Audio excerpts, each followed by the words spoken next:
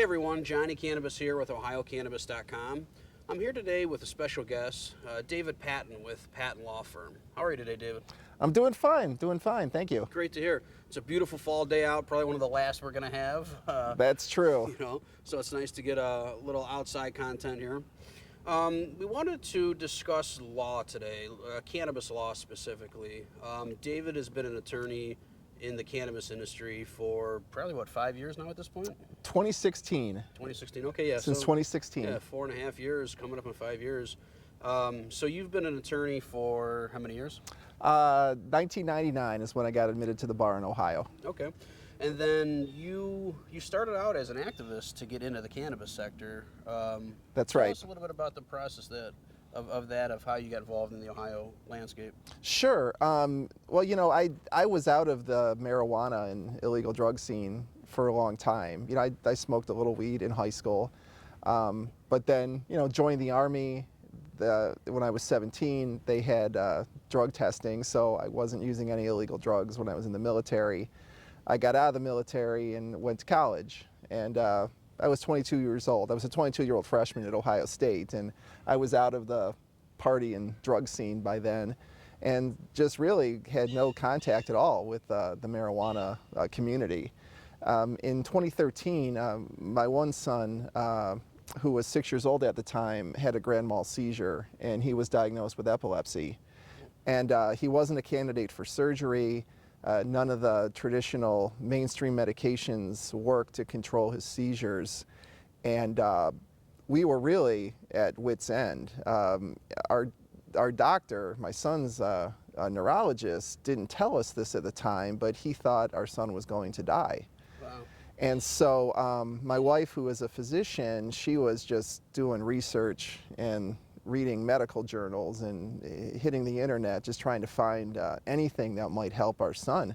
And she discovered something called cannabidiol, which this was 2013, 2014. Yeah. Early on, yeah. Right. And I'd never heard of cannabidiol. The only thing I knew about, the only cannabinoid I was aware of was THC. And so, my wife educated me on cannabidiol and how, there was a great deal of anecdotal evidence that it could be effective in controlling seizures and also Parkinson's disease and a whole host of other therapeutic benefits. So I came to the cannabis community, the cannabis industry, as a pro-medical marijuana advocate. But again, this was, 2013, 2014, 2015. Now you can buy CBD pretty much anywhere. Yeah. Back in those days, you had to fly out to Colorado Springs and meet up with the Stanley brothers. Yeah. And So you went through that experience through the years of going out there? yes. Yeah, it was, but it was tough. On my trip out to Colorado Springs to meet with the Stanley brothers, I met some families. There was this one family in particular. They had a child a lot like my son who was suffering from intractable treatment-resistant epilepsy, and this family moved from Arizona to Colorado so that they could have legal access to CBD. As a parent, the health of your children, there's nothing more precious. So you'll do anything and go to any lengths to it to get them better. Oh, absolutely, yes, yeah. It's there's this freshman ethics problem. Would you steal medicine to treat your dying child? Well, for us, that was not a hypothetical. That was a reality. Yeah. So this experience with our son is what brought me into the pro-medical marijuana activist community. Because there was nothing, obviously, in Ohio back in 2013. There was some talk of legalization, but there wasn't a real bill that was getting any traction until 2015. Yeah, that's exactly right. For you. That's exactly right. Yeah, there was the ballot initiative, which Responsible Ohio, which it looks to me like they based that plan on the casino plan from a couple years earlier, except instead of 4 casinos, they were going to have 10 cultivation grows.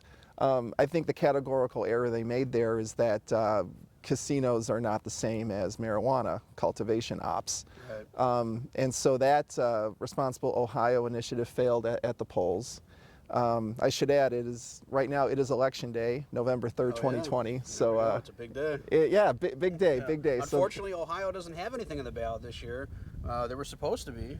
That's right. They were That's supposed right. to have something, but the language got kicked out right at the last minute, and they didn't have enough time to collect new signatures to get the new language reintroduced to get on the ballot. So I don't know when we'll see anything in Ohio. Maybe, usually they don't do it on off years, so it might be till 2022 till we see an actual ballot to vote on.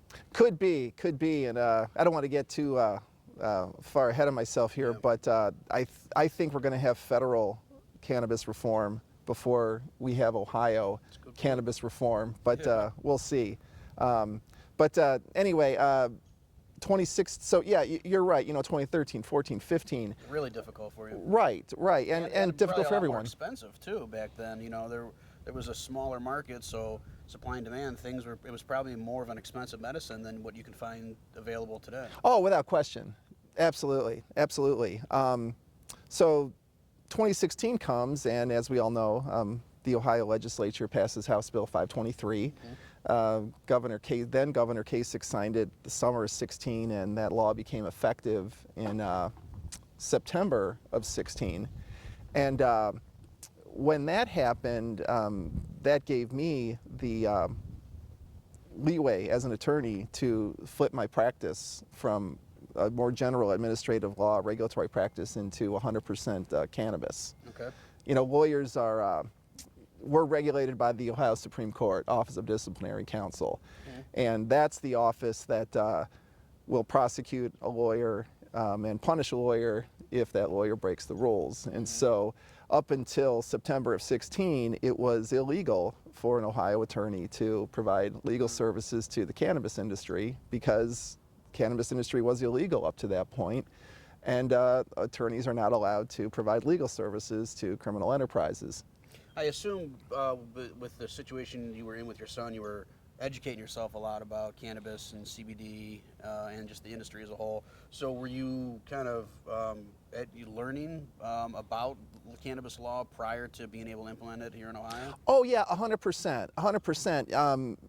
Because I made a conscious decision to direct my practice away from the work I had been doing for the previous 12 years or so and focus exclusively on the cannabis industry, particularly medical marijuana.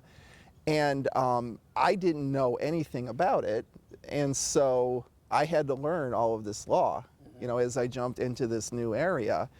For me, the fundamental question was, how can there be something that is legal at the state level and yet illegal federally? And that was a question that I still think it is a fundamental question. I think cannabis industry attorneys and lawmakers and judges are still struggling with this issue. Yeah. But the basic rule is, and this comes from the Supremacy Clause of the U.S. Constitution, this was the operative legal principle of the U.S. Civil War, and that is that federal law trumps state law. So I can't think of another instance in American history, with the possible exception of some of the way states handle alcohol prohibition, but I can't think of another instance in U.S. legal history where you had something that was legal at the state level and yet illegal at the federal level. Yeah, it's been such a battle. Luckily, the states have, flipped the bird to the federal government. Yes, and have they implemented have. their own systems and have changed people's lives and history at this point. The future of cannabis medicine is so bright with so much research and so many just ethical people getting into it to really bring it up to a respectable level. And it's been like that for years now, and it's only going to get better and better. Oh, absolutely. And I mean, your viewers probably are aware of the Ogden Memo and the two Cole memos. These were during the Obama administration. Exactly. Yeah. So these were memos that came from senior people of the U.S. Department of Justice, and they came out a couple years apart. And whenever more and more states would go legal, started off with medicinal marijuana, and then it went into recreational cannabis.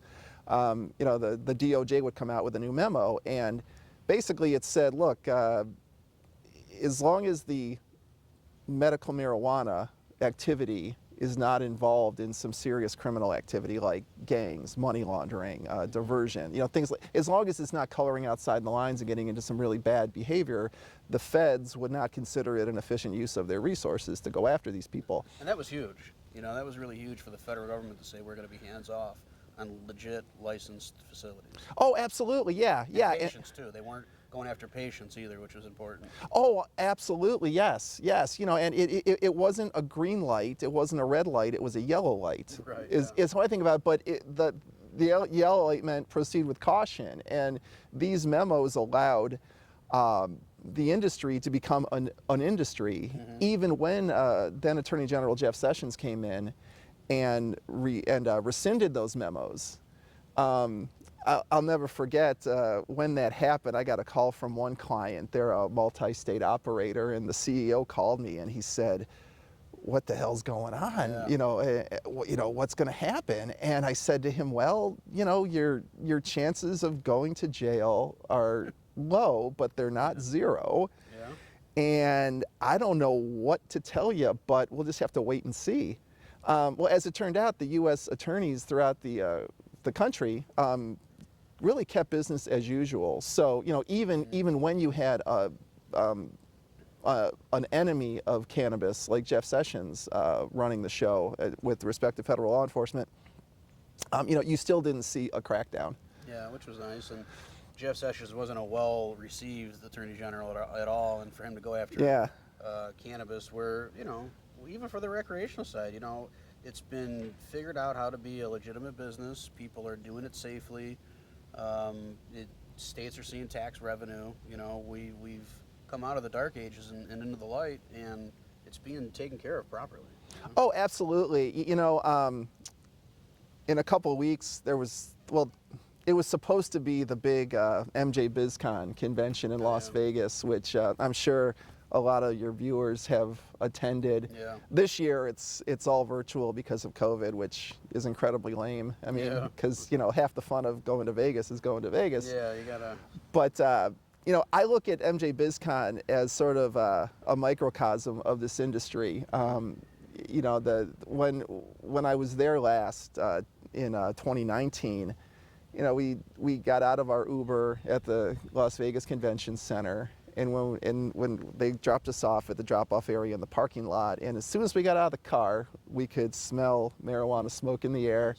And as we were walking into the convention center, we passed people who were they were smoking weed. In the convention center, huh? No, in the parking lot. Oh, okay. In the parking lot. And a lot of them had wildly colored hair and no facial piercings and tattoos and all the rest of it. And I'm totally fine with that. I mean, I'm a libertarian. If it feels good, do it. Just don't harm anyone else, right? But that's what the parking lot looked like. All right. And then once you got inside the convention center, though, it was a completely different crowd. It was all corporate. People wearing suits and polo shirts, and the one thing I remember, there was this manufacturing equipment manufacturing company that had a big booth, and it was a machine that would put beverages into cans. Okay. It was this canning machine, this industrial scale canning machine. Mm-hmm. That machine had to have cost several $100,000. Oh, yeah. Plus the amount of money it must have cost that company to rent that space at the convention center. Sure. And I mean, that's just one example. Another example, I met the guy in charge of the Canadian Securities Exchange.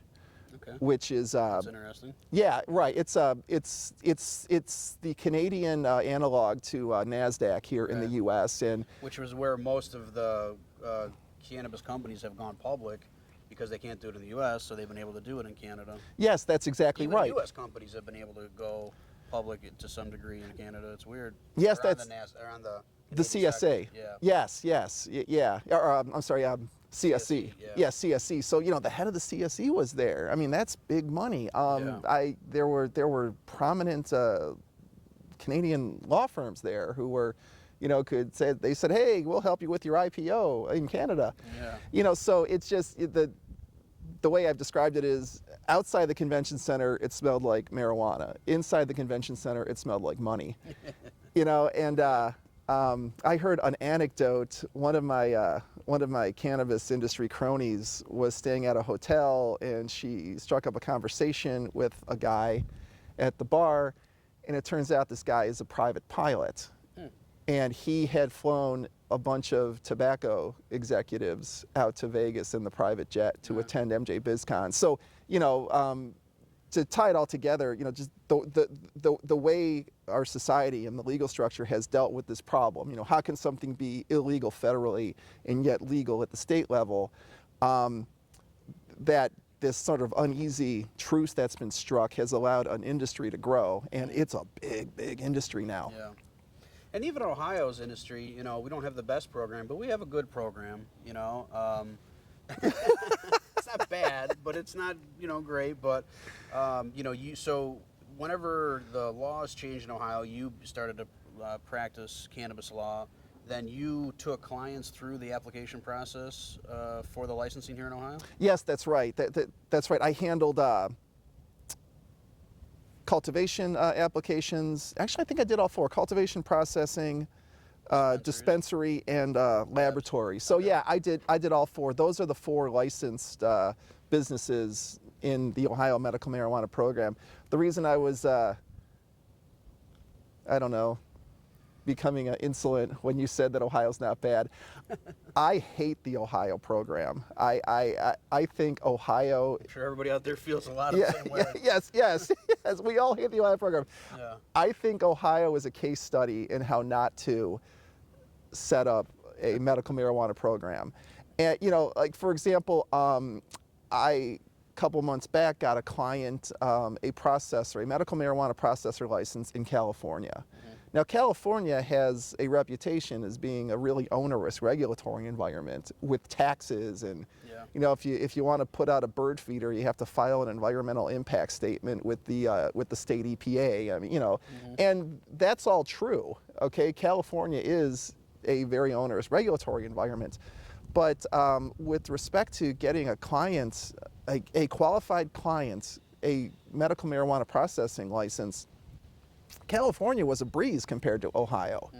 You know, and then even internationally, I'm working with some applicants in Jamaica right now. Wow, that's cool. Oh yeah. Oh, it's yeah.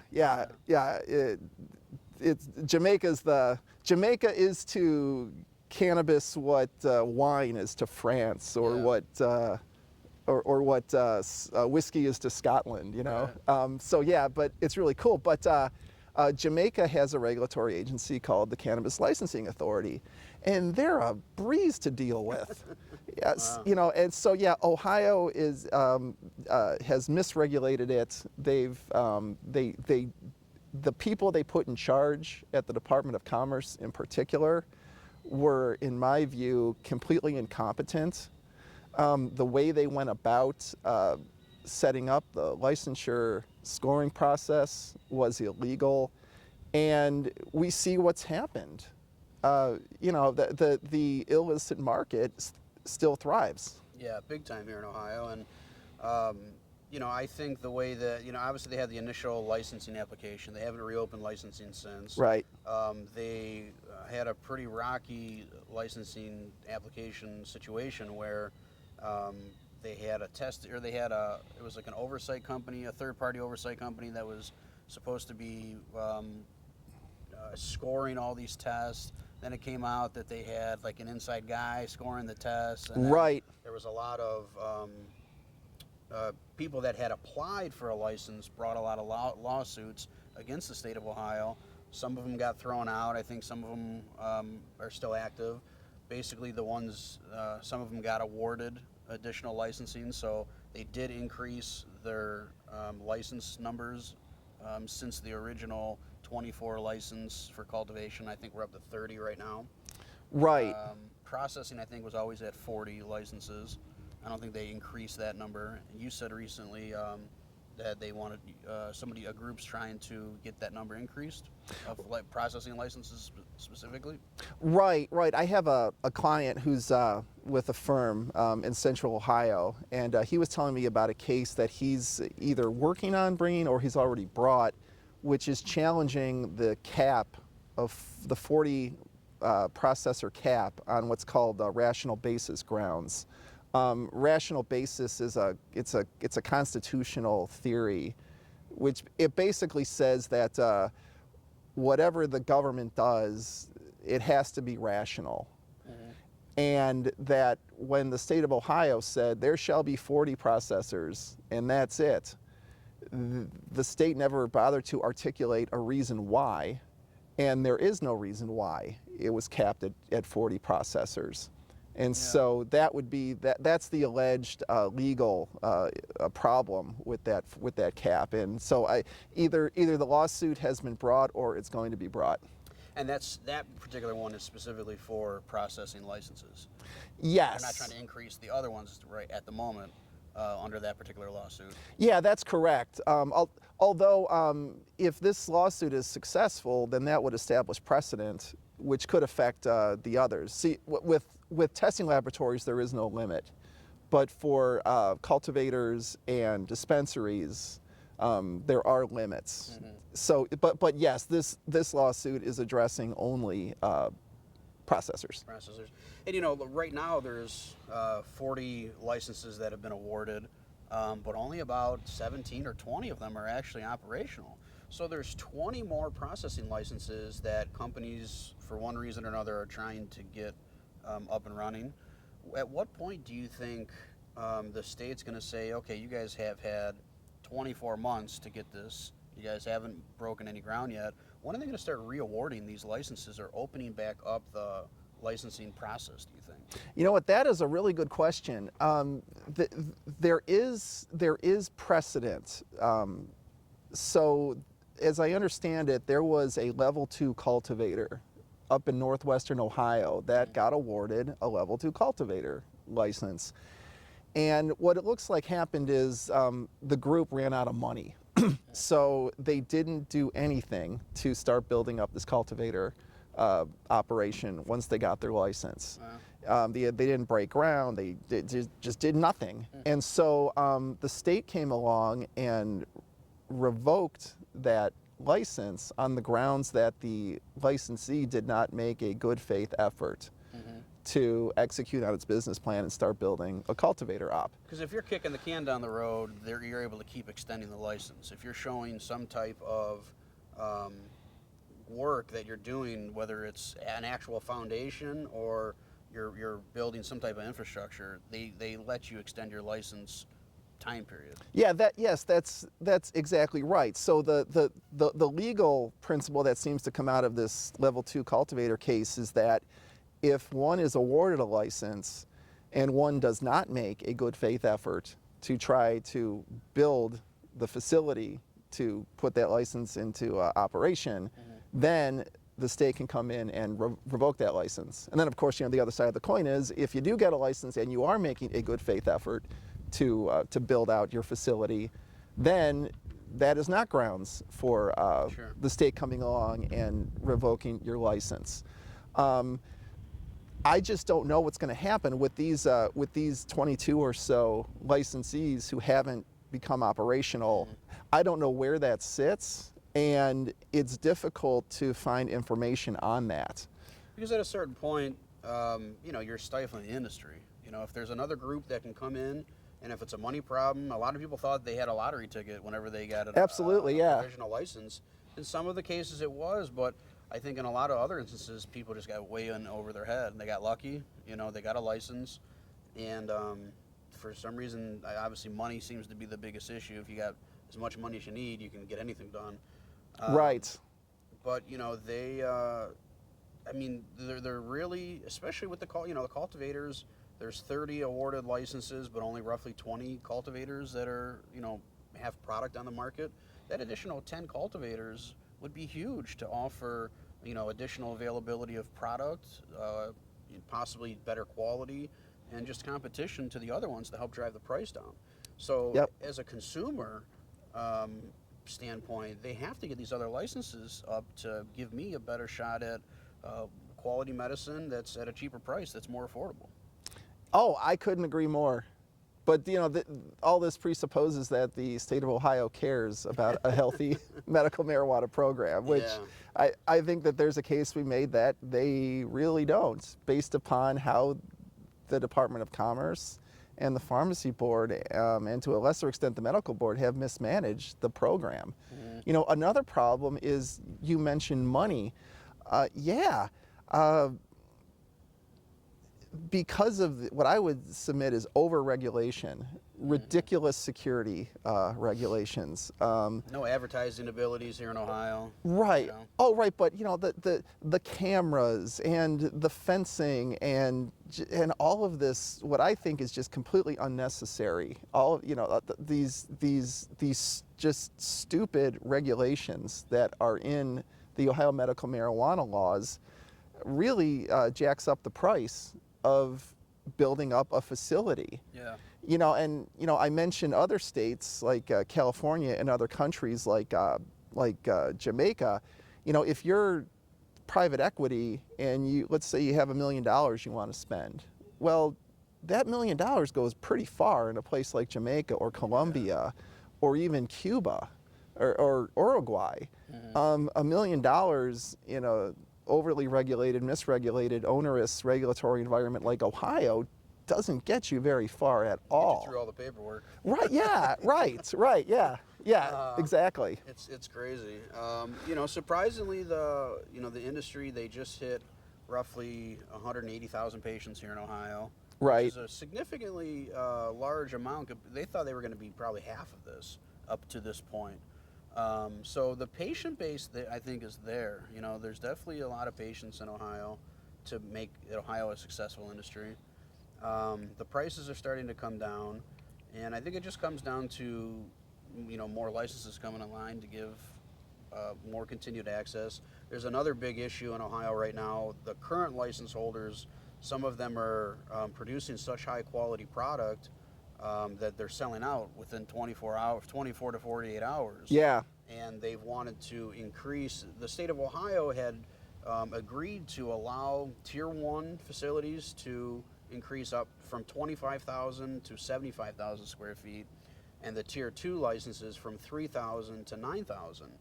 And I know specifically these smaller Tier 2s are really screaming for the increased space because you can look at them as a craft license, so they're able to put a little bit more care into a smaller grow.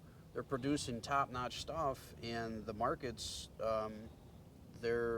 the market is reflecting that. I mean, their products sell. If your products are selling out within 24 hours, you're doing something right. Yes. But you need more product availability because, from a patient standpoint, if there's a particular strain or a company that I like and I can't even get access to their medicine, well, then as a patient, that's really hindering, my access.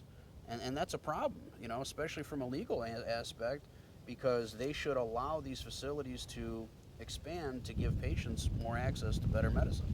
Oh, absolutely, yes. And, as a matter of law, you're exactly right. Your Level 2 license said that these Level 2 cultivators could start off with 3,000 square feet of grow space, and then they could petition the state to increase that to 6, and then increase that again to 9. It's a very similar thing with the Level 1 cultivators. You start off with 25,000 square feet, and then you may petition the state for up to 50, and then again up to 75. And now that's one of the things that the state did that actually makes sense to me, because you're starting up a new industry from scratch, so you have to balance supply and demand. And this structure would have allowed the state to dial up supply with already existing licensees. Right. And like I said, I know that the state had agreed to that at some point over the last year or so, but now when these license holders have actually tried to press the issue with that, the state's actually denied them. And now the state of Ohio has lawsuits against them from these license holders Do you think that the license holders will be successful in this particular lawsuit? You know what? I'm going to have to punt on that question because I haven't read the complaint. I'm not familiar with the legal theories Okay. that they're advancing. But I will say this just sounds to me like more malfeasance and misfeasance on the part of the Department of Commerce and the Pharmacy Board. You know, another thing that I don't think people are widely aware of is the role that the State Attorney General's office plays in all this. So we have three, this is going to go back to junior high government class, but we have three branches of government: legislative, executive, and judicial. All right. In Ohio and in most other jurisdictions throughout the country and the world, cannabis industry is regulated by the executive branch. All right, so the Department of Commerce and the Pharmacy Board are executive branch agencies. Okay. All right, the Ohio Attorney General's office is essentially the law firm for the executive branch of state government. So whenever there is a lawsuit or any litigation involving a state executive branch agency, the Ohio Attorney General's office represents that state agency in litigation. And all these people are on salary. You know, it's not like when a private company has to go out and hire a private law firm and spend, you know, in some cases millions of dollars on litigation. The assistant attorneys general who do all the work on these cases, they're already on the state payroll, and they will defend the executive branch agency that they're assigned to defend no matter what. So what happens in these cases is, like in this case that you're describing, you know, just reading between the lines here, what it looks like is the Department of Commerce got a lawsuit in the mail, and the first thing they did was they called their in-house lawyer, and the second thing they did was the in-house lawyer called their lawyer assigned to them at the Attorney General's office and said, hey guys, you know, we're going to defend this lawsuit. And it's really no skin off their nose. It costs the state zero to defend a lawsuit. And the Attorney General's office, I would also add them to the list of bad actors for the malfeasance and illegality in the rollout of this medical marijuana program in Ohio. So, you know, we have a new, well, we'll have an election for Attorney General in 2 years. So for those of you who care about cannabis policy, you know, factor that into your voting when you decide who to vote for Attorney General in 2 years. Yeah, you know, and it's not just the medical marijuana, but the hemp aspect too. It hasn't been fully embraced by the state of Ohio. Neither program has been fully embraced. It's been set up and managed, but it hasn't really been embraced. And, you know, the hemp industry is brand new, and obviously it's, you know, you can't get high from it like you can marijuana. Right. So you would think as an agricultural product, Ohio would just be pushing it like crazy. And I think the program has been somewhat successful this year. There's been farmers that have already harvested, but I don't know why Ohio is still so far behind the 8 ball when it comes to just embracing legalization that we currently have, and, you know, rolling it out for the best possible for the patient to have the best possible experience, and then for the state to properly collect enough revenue so that we can hopefully get that tax revenue into the school systems, into our fire departments, our police departments, and rebuild our infrastructure. I mean, that's what Colorado did, and they're probably the most polished state in the country right now. I mean, they have such a surplus of money. All the teachers have increased salaries. You know, they have some homeless issues because of the nature of the recreational program, and transients coming in and out a lot. But overall, the infrastructure in the state of Colorado has benefited tremendously from the tax revenue. You know, and Ohio really needs to embrace that more. And I don't even know what they're doing with the tax money. I mean, I assume it pays for the program salaries, and, you know, obviously there's people that, you know, get paid as salary to manage the medical marijuana program here in Ohio. But when is that money going to start overflowing to the schools too? You know? Right. Although, well, you know, good points. Ohio level 1 cultivators have to spend, what is it, a $200,000 a year licensing Renewal. fee? Yeah. Renewal fee? $180,000 renewal, yeah. Right, yeah, $180,000 renewal. Where's that money going? Yeah, and there's 30 of those. Right. I mean, the Department of Commerce and the Pharmacy Board had to hire a few new people, but They geez. didn't hire enough. I mean, No, that, no, There's still they only like didn't. 3 people working each area. Right. They need to expand. You know, it's a growing program, and what a lot of people don't understand is that to build the physical infrastructure, to hire and train all the people, it takes time. You know, it does take time. I think Ohio is probably going to hit about 225 million in cannabis sales by the end of the year, which is pretty substantial. We did 59 million last year. Wow. For the first real year being open, which was it was all right. But to go from 59 to we hit 150 million in July, so I'm just anticipating if we hit 150 in July, we're going to probably be at least about 220 by the end of the year. Yeah, if you prorate it for the rest of the year. And that's being conservative, and that's pretty significant. Yeah. I mean, over 200 million for a program that's technically, you know, it's 4.5 years old, but product's only been available for a year and a half. That's right, you know? yeah. So that's a big thing to look at. But Pennsylvania, they did 400 million comparatively to what we did, you know, and That's right, and Pennsylvania's program was started within a couple weeks of Ohio's. they actually started a week. They got legal a year after we got legal, but then they got going a year before we did. So, Oh, right, So yeah. and they're about to vote on, you know, their recreational is pretty much going to get passed. The governor's all for it, and that's the other thing. You know, the governor, when a governor embraces the program, you know, it just has so much more success. Kasich obviously didn't embrace the program at all, even though he did allow it under. He did sign it through, but he stayed pretty hands off. And Governor DeWine, he's been extremely hands off. Right. Well, Kasich's opposition, I think, is rooted in the book of Leviticus. So yeah, he hated weed, and you know, I have friends down on Capitol Square, attorneys and lobbyists and activists, and word on the street down there is that Kasich was unwilling to put any money into standing up this program. He held his nose and signed the legislation, and that sounds true to me based upon how the Department of Commerce and the Pharmacy Board rolled out this program. The law said that Department of Commerce, for example, could hire third-party contractors to grade applications. Well, they didn't do that. They went over to the state office building on Tuttle Road in Columbus and just started grabbing people at random and said, hey, you, and you, you don't have any security experience, you don't know thing one about security or cannabis, but we're going to need you to grade security plans. Yeah, And oh yeah, you don't know anything about weed, but we're going to have you grade quality assurance plans.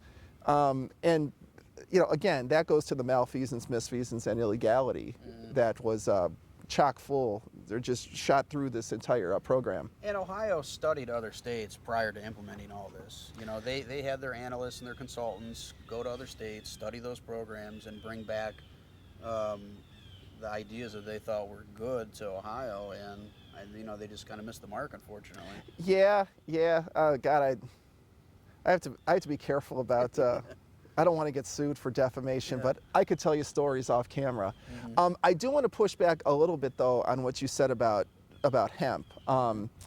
In my experience with hemp, I have at least one client who they just received a hemp processing license a couple months ago. Nice.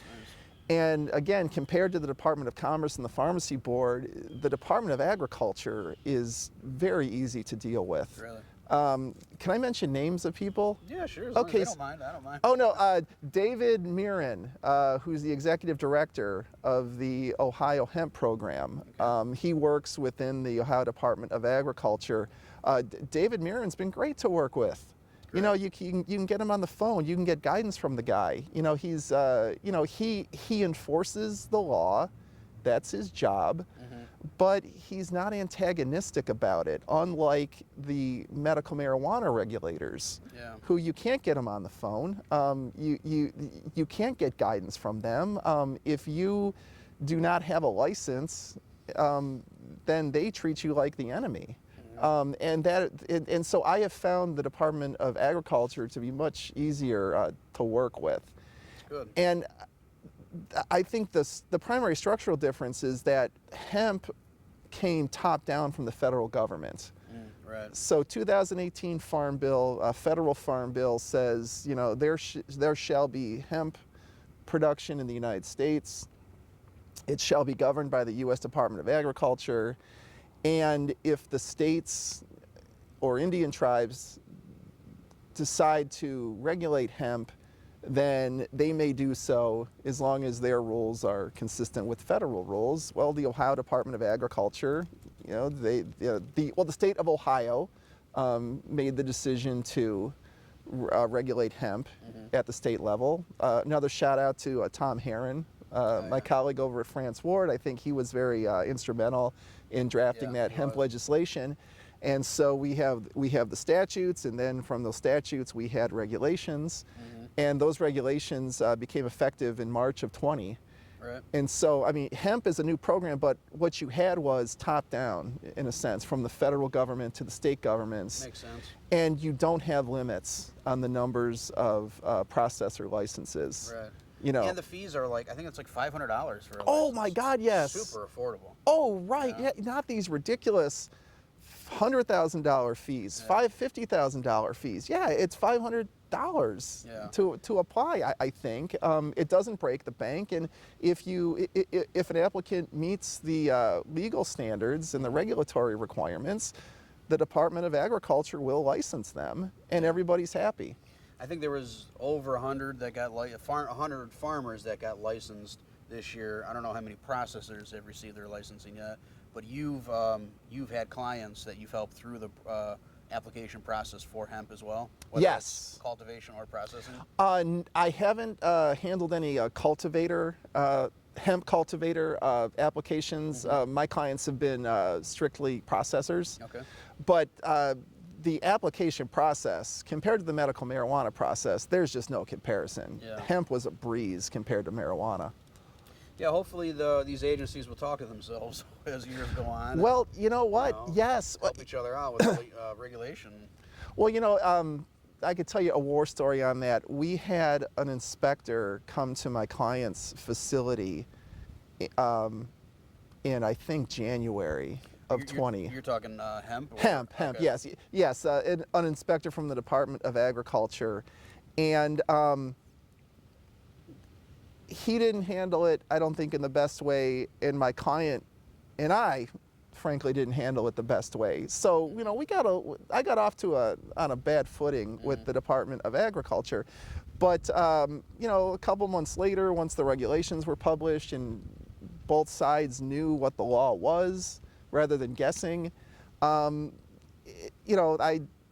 decided to, attempt a fresh start, and it worked. Yeah, And so, my client has a good, appropriate relationship, which is what you should have between. Super important. Right, this would be true of the restaurant industry, the aviation industry, whatever. You can't fight your inspectors.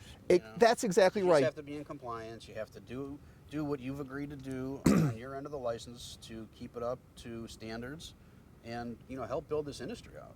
That's exactly right. And I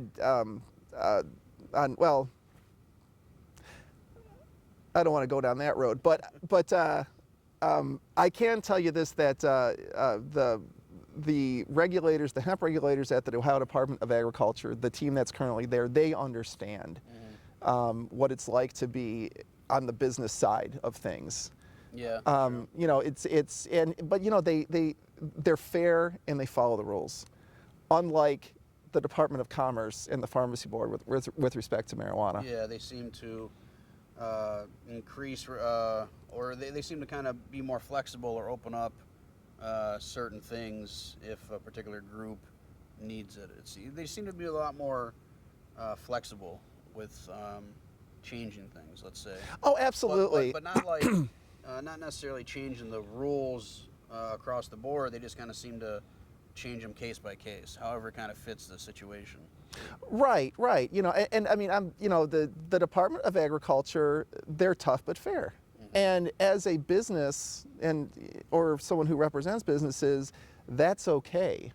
because a good ethical business wants to follow the rules. You know, I mean, my client doesn't want to break the rules and create bad products that could hurt people. Right. You know, we want to follow the rules, and Or if you have a good trouble, you know? yeah, or get right. yeah. I mean, you know, even self-interest. You know, but there's a concept in regulatory law called regulatory capture, and it refers to a revolving door between regulators and business. So, like, let's say the Federal Aviation Administration. You know, you have people who work there, and then maybe they leave the FAA and they go to work for one of the major airlines, or vice versa. So you have this revolving door between business and the regulators, and when this happens, you often have the regulators. I'm sorry, you have business driving regulation rather than the other way around, and regulators tend to think that that's a bad thing. But that's not what I'm talking about here. I'm just talking about an appropriate relationship between business and the regulatory authorities. And with respect to Ohio hemp, so far so good. Nice, that's good. And you know, and coming back full circle from the beginning of the conversation, you started out as an activist because it affected you personally and your family personally. And then you stayed in it, you learned, you met new people, you started going to events, you started meeting people, getting business contacts. You started in the Ohio industry, helping with licensing. You've been a presenter at multiple events, you know, throughout the country. I know you were in Michigan and a couple other states doing some law presentations on cannabis. Right. So, and you've mentioned you've done licensing in other states, so you've really rounded yourself out as a cannabis attorney to not just work here on the Ohio market, but to be able to educate others in other states as well as take them through the licensing process. Yes. Wow, when you say it, it sounds impressive. Thanks. but yeah, you know, it's I've heard it said, be entrepreneurial with your time. You know, Smart. So I literally woke up one morning in spring of 2016, and I decided I'm going to be a cannabis lawyer. And okay, well, that idea just existed in my head, and it's not as if my phone started ringing off the hook. Right. You know, because nobody put the work in. Well, right, yes, yes, exactly. You know, I mean, I'm sure you have a similar a story. You know, you probably made a decision that you wanted to create media content in the cannabis industry, and it started off as an idea in your head, but at that point, nobody knew you. Nobody knew you were there. Nobody knew I was there, and you know, so I just had to work and meet people, advertise, get out there, travel, go to events. You know, work endless hours at night helping put applications through. It's, you know, to go through the actual experience of all of that. It's how you get, it's how you build your skill set for cannabis. And, you know, I think you've become one of the top attorneys for cannabis in Ohio, without a doubt. Oh, well, thank you. Yeah, you've earned it. And, you know, you've obviously been focused on the business end of it as far as law is concerned. Right. Have you had any dealings with individual patients at that level, dealing with helping them possibly have any, you know, if a patient has had any issues with the state of Ohio's program, that you've helped them through the legal process of bringing a lawsuit or anything? Or has it been primarily business you've dealt with? Primarily business. With respect to patients, I don't think that there has been a whole lot of litigation. You know, in Ohio, there are 26. Well, in the statute at least, there are 26 what they call qualifying conditions, and if a person is diagnosed with one of those 26 conditions, then that person is eligible to get a medical marijuana card. Which they actually just opened up again on November 1st for submissions for new potential qualifying conditions. So we'll get some info out to everyone about that. But yes, that's right. This isn't the first time they've opened up the door for new conditions again. But however, they've turned them all down except for cachexia, I think is the term. Or, Cachectia. Is that yeah, they've approved Yeah. one since the program has been open, but hopefully now they reopened it again. Hopefully they approve something like anxiety, insomnia, opiate addiction. Ohio's been stricken with the worst opiate addiction in the country, and Oh yes. you know, the fact that we don't have, it's a sin that we don't have a better way for these people that are struggling with addiction to get out of that deep dark hole they're in. And you know what? I have a war story about that, but I'll get to it in a minute if it's all right. Sure. So, you know, what we're talking about legally, Ohio House Bill 523 was dropped into the Ohio statutes at something called Chapter 3796. And then within that chapter, there's a number of individual statutes. So the very first statute, 3796.01, has definitions, and subsection 6 of 3796.01, I'm sorry, A6. And we'll put this up on the screen for Oh, you guys yeah, to yeah, follow yeah, along. yeah. Yeah, you don't have to take notes. There's not a quiz at the end, Yeah, right? no quiz. But anyway, 3796.01A6 defines qualifying medical condition. And lists them out: AIDS, Alzheimer's, ALS, cancer, et cetera, et cetera. The last one, it says, any other disease or condition added by the state medical board, all right? Well, what the state medical board has, the way they've handled it is once a year, should we? That would be all right. It should be all right. This gets pretty good audio, pretty direct audio. Oh, okay. We got a guy cutting grass in the back. So Yeah. we'll be all right. It's an electric mower, actually, so it's actually not too loud. That's right, that's right. Should be all right. So anyway, the last definition of qualifying medical, after listing several individual diseases and conditions, it says any condition the medical board adds to the list. And the way the medical board has interpreted that statute, they will accept applications to add conditions once a year. And that's what Johnny was talking about, how they added cachectia, which is a wasting disease. It's, you know, it's, it can happen through various numbers of ways to get there, but, you know, people who are, you know, severely undernourished people. And so, of course, you know, cannabis has an appetite stimulant, you know, and so that could help people who are severely undernourished. And I'm glad that that one got added, and I hope those people get relief. But there are other ones that have a significantly higher population of people that suffer from other ailments that should be approved already. Oh, right. And here's where the war story comes in. So the procedure that the medical board has established is any citizen can file an application to have a condition added to the list. And I believe it was opioid addiction was one of the applications rather thrown in. Well, the medical board held a hearing on this, which they do. So if a citizen files an application to have a condition added, then the medical board will grant a hearing where, you know, the proponents and the opponents can, you know, state their case, and the medical board will vote. The story I heard from a reliable source was that with the opioid addiction hearing, there were plenty of opponents, you know, from people from the 12-step community, people who think marijuana is the devil's lettuce. Yeah, right. The proponent was a physician who's, you know, obviously pro-medical marijuana. He could not attend in person, so I heard that they put him on speakerphone during the medical board meeting, and so his testimony was delivered. At least he got in there. Right, but he wasn't there in person. It was just a voice coming out of a speaker. And the mood in the room was that the medical board just didn't listen to the guy. Brushed it off. Yeah, they brushed it off. So, It's too bad. yeah, completely. So, you know, that again, this gets back to, I guess, my theme.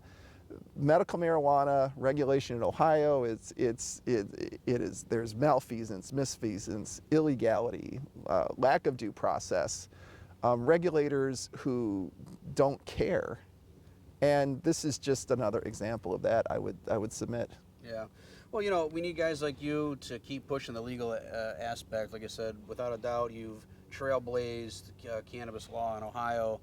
You mentioned Tom Herron. He's been another trailblazer out there. And there's been a few other guys, obviously, that have helped out. But I know you've been out there and keep doing what you're doing. Because you're not just fueled by money. You're fueled by purpose as an activism originally.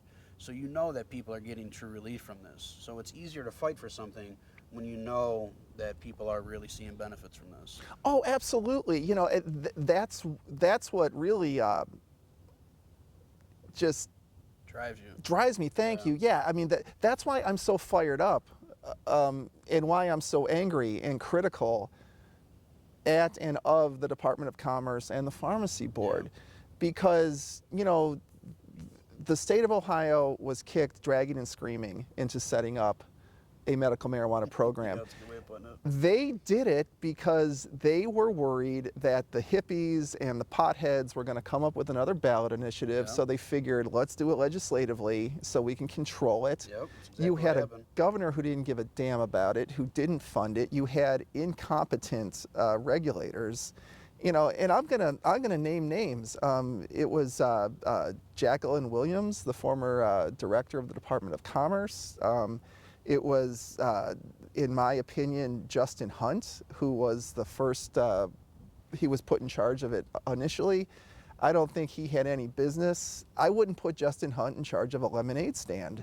I don't think he had any business setting up a medical marijuana program. Over at the Pharmacy Board, Steve Sherholt is a cop with a law degree, and I don't know why Republicans like putting police officers in charge of medical marijuana and recreational marijuana programs, but they do for some reason. These people had no business being in charge. The people who they put in charge of doing the day-to-day work were completely incompetent. The individuals who graded the security plans of the and corrupt. Well, there was that, but I'm referring, of course, to the case that I'm litigating now. The individuals who Jacqueline Williams and Justin Hunt put in charge of grading the security plans had no business grading security plans. They knew nothing about security. Yeah. One was a plans examiner whose expertise is fire alarms. Another one was an architect, and another guy, and the third member of the team was an IT guy. They knew nothing of security, and yet they were grading security plans. And so when I see this kind of malfeasance and misfeasance and illegality, it really makes me angry, because I think about my son. If he had had legal access to cannabidiol in 2013, his life could have been completely different. Yeah. I mean, I think about children with epilepsy. I think about cancer patients. I think about veterans who are at risk of suicide.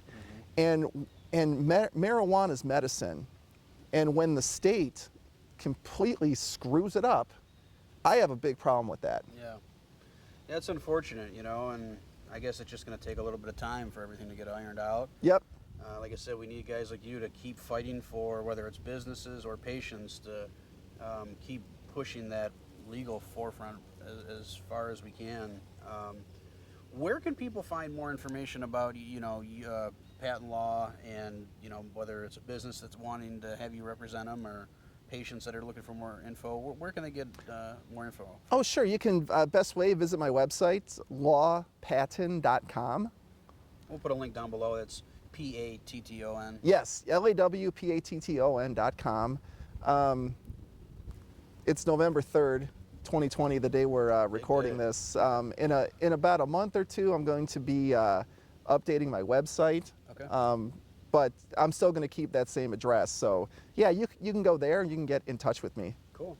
Hey, David, we appreciate having us out here to discuss all this, and, we appreciate everything you've done. So thanks again for everything. And glad to help. We'll see you guys soon. Okay. Take care.